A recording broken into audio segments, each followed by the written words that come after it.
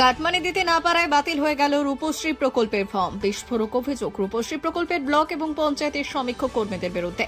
প্রশ্নের মুখে ব্লক প্রশাসনের ভূমিকা। মালদা চাঁচল ১ নম্বর ব্লকের খড়বা গ্রাম পঞ্চায়েতের গোপালপুর গ্রামের বাসিন্দা সালেমা বেবি। তার মেয়ে শাহনাজ খাতুনের বিয়ে হয় চলতি বছরের গত নভেম্বর মাসে। বিয়ের ১৯ দিন আগে রাজ্য সরকারের রূপশ্রী প্রকল্পের টাকা পাওয়ার জন্য নিয়ম মেনে ব্লক দপ্তরে আবেদনও করে। বিয়ের ঠিক ৭ দিন আগে ব্লক দপ্তর এবং পঞ্চায়েত দপ্তর থেকে তদন্তে আসেন সমীক্ষকরা, কিন্তু তারপর ৫,০০০ টাকা দাবি করেন। কিন্তু পরিবারের আর্থিক সচ্ছলতা না থাকায় তারা দিতে অপারগ হন। পরবর্তীতে তারা জানতে পারেন শাহনাজের রূপশ্রীর ফর্ম বাতিল হয়েছে। জানা যাচ্ছে এই ব্লক জুড়ে রূপশ্রী নিয়ে দুর্নীতি হচ্ছে, সক্রিয় রয়েছে দালাল চক্র। প্রত্যেক জায়গাতেই নেওয়া হচ্ছে কাটমানি, আর না দিতে পারলেই বঞ্চিত হচ্ছে শাহনাজের মতো অনেকে। আমার অভিযোগ, আমার মেয়ের বিয়ের জন্য ১৯ দিন আগে আমি জমা করছিলাম কাগজ, সব সরকারি অনুযায়ী সব ডকুমেন্টস জমা করেছিলাম।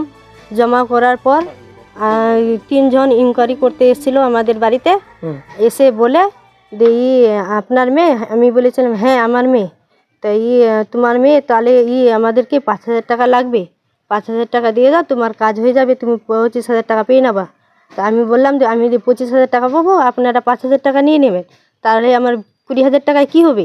আমি ২৫,০০০ টাকার জন্য জমা করলাম। দিদি আমাদের, মমতা দিদি আমাদের ২৫,০০০ টাকা দিচ্ছি, আপনারা ৫,০০০ টাকা নিয়ে নেবেন।